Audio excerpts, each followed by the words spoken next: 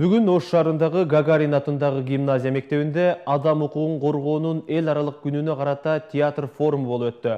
Окуучулар арасында зордук зомбулук, адам укуктары тууралуу түшүнүктүү жайылтууну балдарды коргоо бирикмеси демилгелеген. Алар үй бүлөлүк зомбулукка каршы 16 күн акциясынын алкагында өлкөнүн аймактарындагы окуучулар арасында түрдүү тренингтерди өткөрүшүүдө.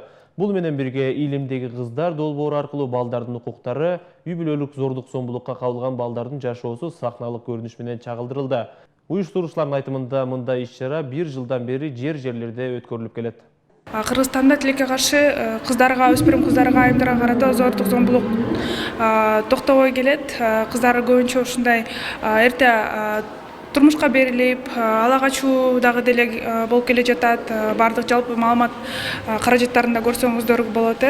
Бурул айдын, Айзаданын окуялары тилекке каршы бизге чоң сабак болуш керек болчу, бирок бул окуялардан кийин деле дагы деле ошондой зомбулуктар уланып келе жатат. Анан биз илимдеги кыздар долбоору алкагында атайын ушундай иш-чара өткөрүп жатабыз. Илимдеги кыздар долбоорунда 1 жылдан бери катышып келебиз. Бул долбоордун башында биз өзүбүз окуганбыз. Андан кийин өзүбүздүн мектептеги 7-8 класстын окуучуларына сабак өтүп баштадык.